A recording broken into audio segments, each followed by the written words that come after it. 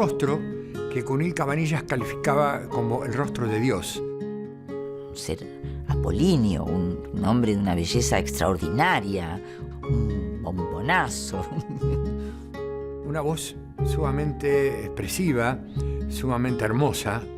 Una notable coherencia política, ideológica, una visión estética, además, de la vida que se refleja en todo lo que él hacía.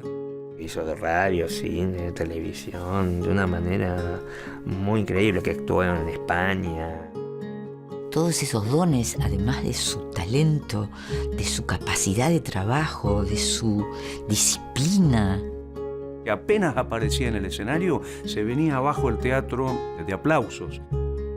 Quería ser actor cuando pensaba, es para ayudar a que todos seamos un poco mejor. Algún día te va a llevar ante él. Entonces, ese día vos me vas a hacer una gauchada, ¿sabes? ¿Yo? Sí.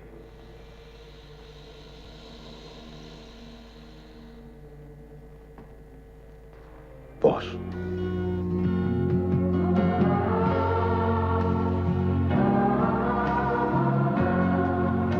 No te olvides de mí. No te avergüences de mí cuando esté frente a Dios, Nazareno. Nazareno, yo también, si Él quisiera, me repartiría como un pan de amor entre la gente.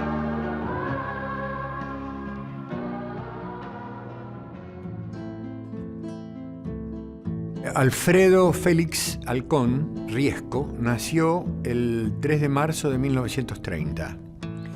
Sus abuelos eran españoles, su padre era brasileño. A los 3 o 4 años de edad de haber nacido Alfredo, murió su padre. Murió muy joven. Él siempre me decía que fue feliz hasta los 4 años y pico que murió el padre. A partir de ahí, no. Y él veía que toda su parte artística venía del padre, porque el padre era empleado de YPF en ese momento, pero era músico. Tenía un grupo y tocaba el bandoneón. O sea, vivía con su mamá, su papá en una casa. Cuando murió el padre, se van a vivir a la casa de sus abuelos maternos. Alfredo Halcón alguna vez dijo que cuando era un niño hacía rituales con bichitos que morían, los velaba en la azotea de su casa, hacía rituales de enterrarlos. De alguna manera hacía una representación cuando era pequeño. Esta podría haber sido una señal. La fundamental era, como dice él, la soledad que él sentía y la necesidad de escapar de la realidad. Y lo que posibilita escapar de la realidad es la ficción. Virgen Santísima, ¿pero qué es esto? Sin vergüenza, yo les voy a dar besitos. Y a ustedes también. En mis tiempos no se los hubiera ocurrido. ¡Qué diablitas estas! Se apoyaba mucho en la radio. Había una famosa actriz de la época que se llamaba Carmen Valdés, con un gran radioteatro. En los años 30 era un elemento convocante. El cine también. Su admiración por Bette Davis, que un día la descubrió en una película, creo que era Marga Victoria, sonándose la nariz. Es decir, él que era chiquito, de 9, 10 años, pensó, bueno, los actores son personas, son seres humanos que están resfriados, que lloran, que se suenan la nariz, entonces yo puedo llegar a ser actor alguna vez también. Como todo chico, además de la época, lo mandan a estudiar. Además, vuelvo a insistir en esto, era una familia muy humilde, la mamá trabajaba en una fábrica, entonces tenía que ya empezar a trabajar él. Pero lo mandan a un colegio técnico, al Otto Krause, y nada, creo que hace 1 año o 2 nada más. Es más, no terminó la secundaria. Siempre cuando alguien gritaba Halcón, sinónimo de cultura, me dice si supieran que no hice la secundaria. Y le dijo a su madre que había leído un aviso que hablaban de estudiar en el Conservatorio Nacional de Arte Dramático. Y su madre lo anotó a los 14 años. No tenía la edad indicada todavía para entrar, pero Antonio Cunil Cabanellas, el gran maestro catalán que estaba al frente del conservatorio, como era arbitrario por antonomasia, decía Alfredo, decidió que entrara porque este chico es muy lindo, así que este puede llegar a hacer cine. Este va a hacer cine. Alfredo egresa del conservatorio y en esa época la entrada al profesionalismo nunca fue fácil para los actores en la Argentina. Entonces Cunil Cabanillas tuvo una idea brillante que fue proponer hacer en Radio Nacional Las Dos Carátulas, un programa de radio en el que se emitían obras de la dramaturgia universal y en la cual los actores egresados del conservatorio se fogueaban. Y allí entró Alfredo, trabajó mucho en papeles de reparto y luego protagónicos en Las Dos Carátulas. Fue el locutor del noticiero del Mercado de Hacienda, de Radio Nacional. Y en algún momento se fue a España para tentar suerte, tenía 22 años, y entró en la compañía de Luis Prendes, hizo teatro allí, pero volvió. Alfredo siempre decía que en realidad su carrera se habían cruzado muchos ángeles que lo habían ido ayudando, protegiendo. Uno fue Cunil Cabanillas, sin duda, y otro fue un representante de actores, Rodolfo Goicoechea, y que intermedió, por ejemplo, para que debutara en La Calle Corrientes haciendo Colomba de Jean Anouilh con Analía Gadé y Lautaro Murúa. Y en la obra hay una escena en que Murúa y Halcón, que son hermanos, se besan por una circunstancia particular, no amorosa, sino más bien de odio y de bronca. Se besan en la boca. Tenían mucho temor en el año 54 a hacer eso en el teatro en La Calle Corrientes. Y Torri dice, bueno, no lo vamos a hacer, esto va a provocar mucho rechazo. Pero Blanca Podestá, dueña del teatro, dice, háganlo, muchachos, si no va a pasar nada, esto se hizo en Europa, y no vamos a hacerlo. Al fin lo hicieron y todo el mundo quedó muy asombrado y hasta espantado. El pacato público de aquella época no podía entender como dos actores, Lautaro Murúa y Halcón, muy jóvenes en ese momento que recién empezaban, se besaban en la boca. Y un feliz accidente, esos accidentes que no son tales, sino que son circunstancias de la vida que ya de algún modo parecen marcadas. Parece que un grupo de productores y de camarógrafos de Sucesos Argentinos fueron a la radio para hacer unas tomas. Halcón, que ese día no tenía que ir, fue a cubrir a un compañero, se asomó por la pecera, miró que estaban filmando y alguien, no sabemos quién, vio en ese rostro una fotogenia especial y decidió filmarlo. Es decir, hacerle un primer plano. Pero esa imagen, ese primer plano que salió en Sucesos Argentinos, lo vio Luis César Amadori. Y él estaba buscando un galán para Mirta Legrand en El amor nunca muere, en el segundo episodio de El amor nunca muere.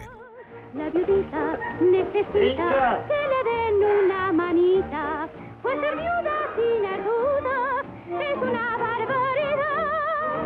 Mirta en principio tuvo un cierto rechazo, porque los otros dos episodios los hacían Zuli Moreno con Carlos Cores y el otro episodio lo hacía Tita Merelo con Duilio Marcio, que hacía el hijo. Entonces Mirta decía, bueno, está Carlos Cores, Duilio ya tenía un cierto nombrecito, pero Halcón no. Y ella estaba un poco molesta que no le habían puesto un galán más importante. Se lo dije. ¿Seguirá esperándolo o se da por vencido? Sí, yo sé que es inútil, pero a veces ocurren milagros. Buenos días. Buenos días. Él tenía que hacer una prueba para su primera película con Mirta Legrand. Zuli lo ve y lo vio nervioso y le dijo, venga conmigo, vamos a hacer la prueba juntos. Yo creí que el señor era actor. Lo será desde mañana, mi querido empresario. Tengo la impresión de que estás loco por contratarlo. ¿Yo? Dale un pase para esta noche. Tendrá que verme actuar una vez antes de ensayar conmigo, ¿no? Y después el gran cariño a Mirta, porque fue muy, siempre lo decía, muy generosa con él. Buenas noches. ¿Los hice esperar?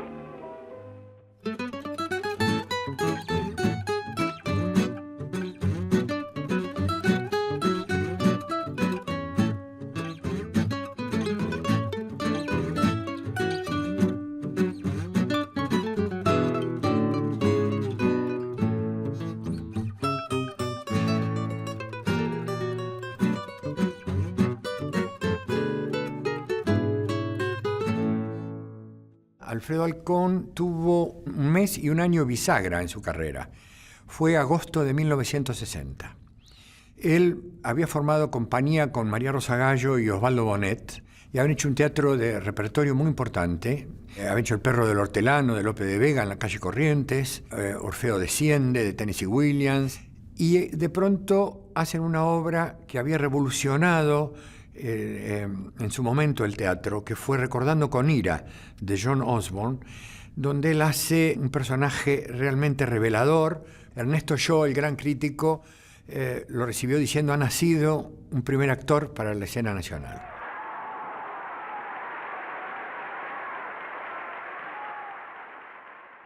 Y a partir de ahí, Halcón empieza a hacer un giro en su modelo de actuación. Ha llegado el último minuto de resistir este continuo lamento por cosas oscuras, por cosas que no han pasado y ni tú ni yo dirigimos. Sigue. Sigue. ¿Lo oyes? Que a mí no me importan. Podemos decir que ahí la dicción interpretativa española empieza a mutar hacia el realismo. ¿Para qué le sirvió la política? ¿Para qué dejó la medicina?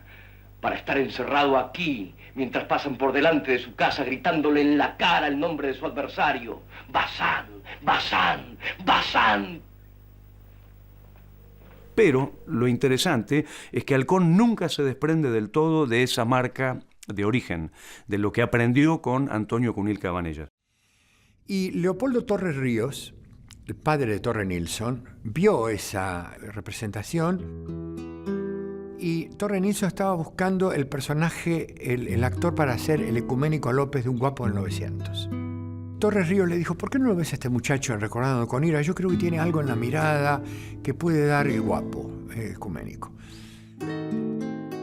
Hubo un cierto revuelo dentro de ese ambiente, porque no lo veían a Halcón para ese personaje. Es más, el mismo Halcón dijo que él no pensó que lo iban a convocar para hacer del guapo, sino para hacer del galán. Porque al mismo tiempo Mario Soffici estaba por hacer la vida de Camilo Gorman y le había ofrecido el personaje del cura a Alfredo.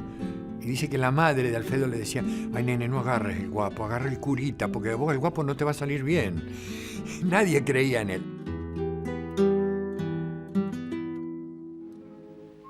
Bueno, finalmente Nilsson lo convenció y Halcón hace su debut en el 60 en Un guapo del 900 junto a Nilsson, digamos. Debut en otro tipo de cine y en otro tipo de personaje donde él ya tiene que componer un personaje complejo. El doctor Garay, de parte Ecuménico López, urgente.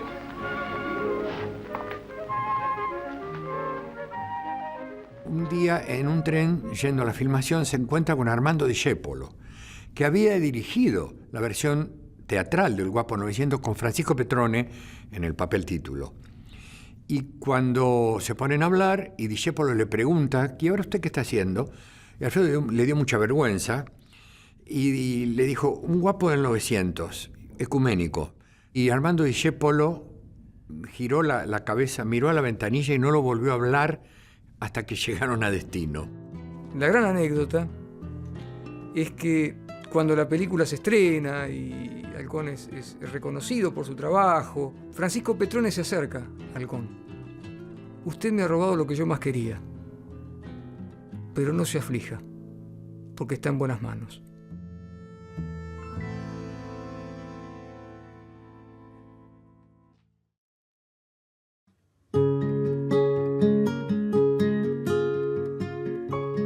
Pasan algunos años hasta que Alfredo debuta haciendo Israfel, la obra de Belardo Castillo, que había tenido un premio en la UNESCO.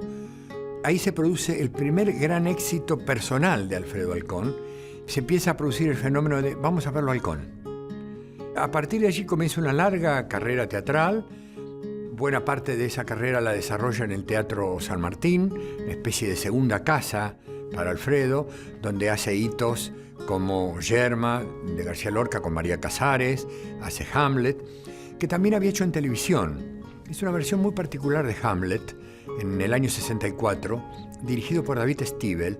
Es una versión muy moderna, muy poco convencional, con ropa atemporal, una escenografía también que no indicaba una época precisa en Hamlet. ¿Quién es el que expresa su dolor con palabras tan enfáticas? Yo soy Hamlet. El diablo lleve tu alma. Quita los dedos de mi cuello. Corres peligro si me ofendes. Sepárenlo. Hamlet. Cuidado, Hamlet, cuidado. ¿Quieres pelear? Desgarrarse la carne. ¿Quieres humillarme saltando su tumba? Entiérrate vivo con ella, que yo también me enterraré con Ofelia.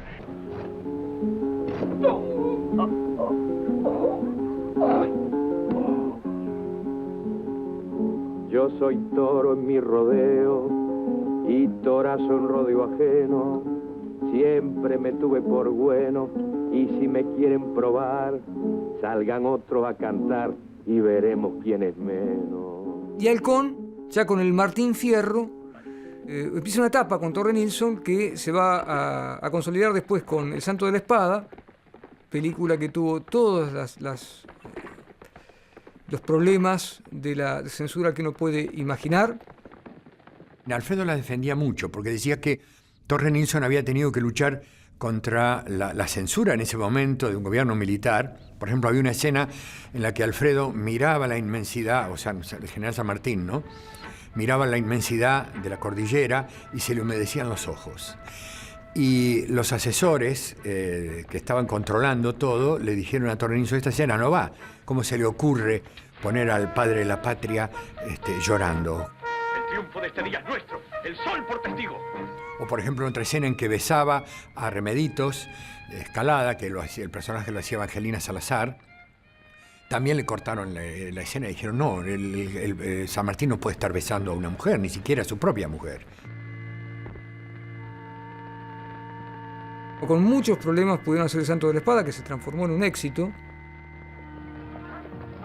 Después vendrá Güemes, la tierra en armas, que es otra vez un personaje histórico, va a tener que componer a Martín Miguel de Güemes.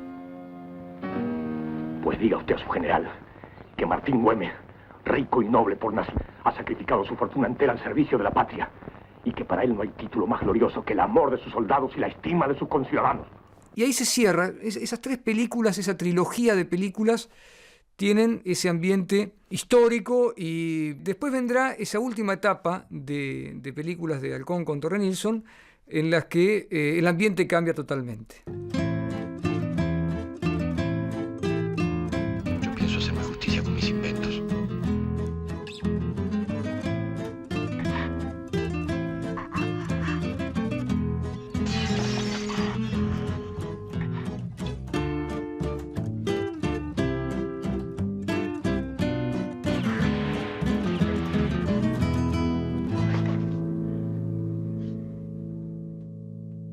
Halcón decía que Nilsson le dio la oportunidad de aprender el oficio, la técnica de la actuación frente a cámara. Él sentía que aprendía, que estaba aprendiendo con un maestro del cine, ¿no? Pero también hubo un cine que hizo Alfredo sin Torre Nilsson. Por ejemplo, Las ratas de Zaslavsky, Los inocentes de Bardem, hasta llegar a Nazareno Cruz y El lobo de Fabio, donde hace el todopoderoso, el diablo. No es bueno reír los viernes. Yo te conozco a vos. Sí. Te esperaba. Cuando le preguntaron a Fabio por qué había elegido Halcón para ser el diablo, Fabio dijo: Alfredo es el actor más hermoso que hay en el cine argentino. El diablo es muy vivo, se tiene que presentar en una envoltura, en una cáscara de gran belleza. Entonces no hay un actor más hermoso en el cine argentino que Alfredo. Él tenía que ser el diablo para que nos seduzca, para que nos conquiste, ¿no? El futuro no existe, pero existe la voluntad de los hombres. Hay que revolucionarlo todo. Hay que injertar una nueva alegría en la vida. No se puede vivir así. No hay derecho.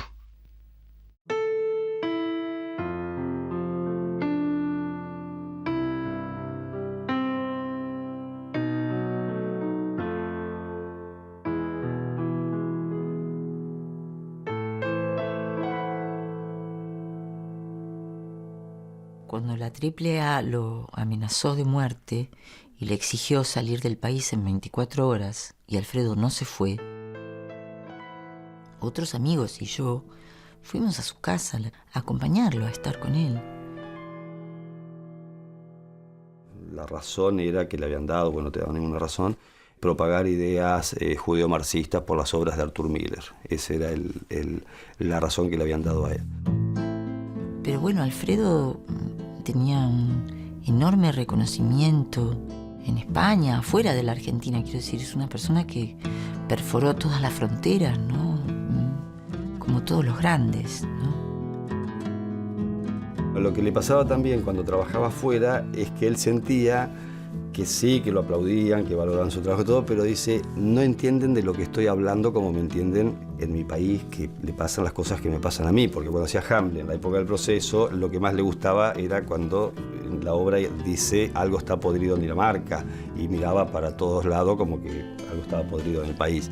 Entonces, si eso lo decía en España, no tenía, para él no llegaba como le gustaba que llegaba acá. Y nada, no sé, me acuerdo una vez en Córdoba que empezó la obra, se acababa de sacar los pantalones para que mi personaje se los planchara, yo estaba medio en calzoncillos y seguía habiendo medio ruido en la sala y por arriba en el Super Pullman y gente que no se terminaba de callar. El público, de hacer silencio. Entonces Alfredo se estira en el sillón de la escenografía y dice, así no se puede trabajar. Entonces Tony Vilas, que estaba de espaldas al público, me mira, yo que estaba de frente al público planchando, nos quedamos los dos aterrorizados, él en calzoncillos, y Alfredo dice, ahora telón, todos así en el escenario, ¿no? Y entonces Alfredo dice, ¿y ahora cómo vamos a hacer? Porque claro, después de parar una función, ahora cómo seguimos, porque desde dónde, ahora quién se va a creer lo que estamos haciendo.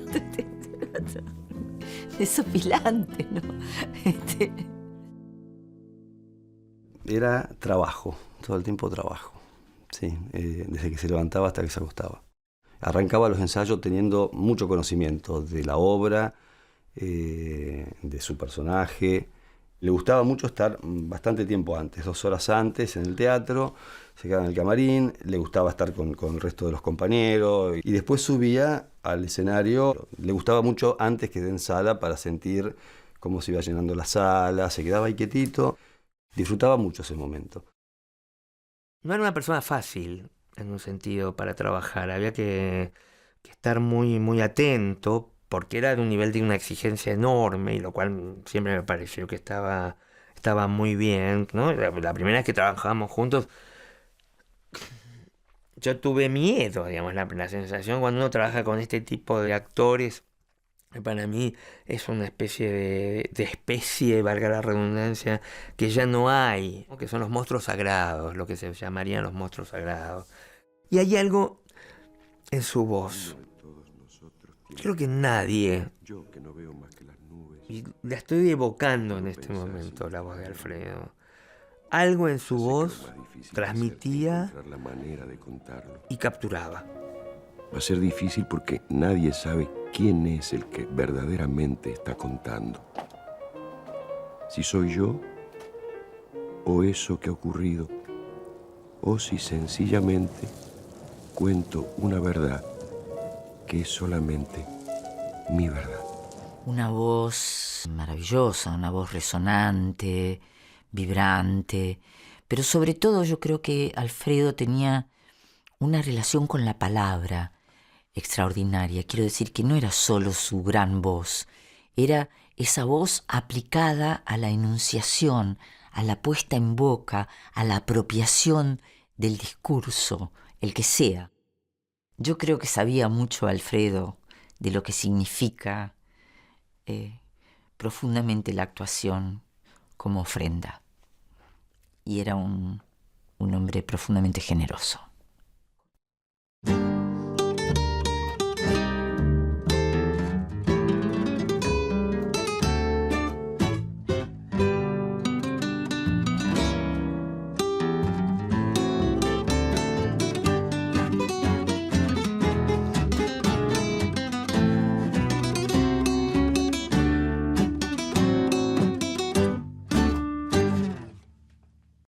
Que su última obra fuera una obra de Beckett, que se llama Final de partida, un gran mérito de Jorge Vitti, porque fue quien hizo todo lo posible para que Alfredo pudiera hacerla. Alfredo ya casi no podía caminar, estaba sentado todo el tiempo en la sala casa cubierta del Teatro San Martín. Tenía la sensación, todos teníamos la sensación de que había algo de despedida en esa obra, ¿no? Estaba ahí muy planteado.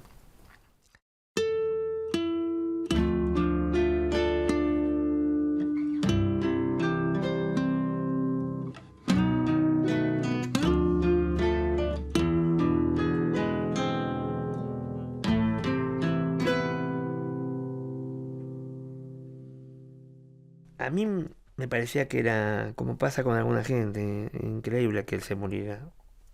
Son esos personajes que están en toda la vida de uno, que resulta muy difícil aceptar que en algún momento no van a estar, porque lo dejan a uno muy solo. Yo creo que la diferencia fundamental entre un gran artista y el resto del mundo es la posibilidad de construir poéticas, de ser un ser poético delante de una cámara, arriba de un escenario, delante de un micrófono, de esa posibilidad, digamos, de esa calidad estética y ética que él construía cada vez que actuaba. La tienen muy pocas personas en la historia del planeta Tierra. No me importa lo que digan, si no saben mi sentir. Viento en contra sigo andando, es mi forma de vivir. Gusto a rabia mis palabras, gusto a nada mi canción. Piedras rotas las que encuentro, gusto a sangre mi dolor. Campo muerto, luz de luna, ya sin eco el corazón. Caminando por la noche, solitario, solo yo.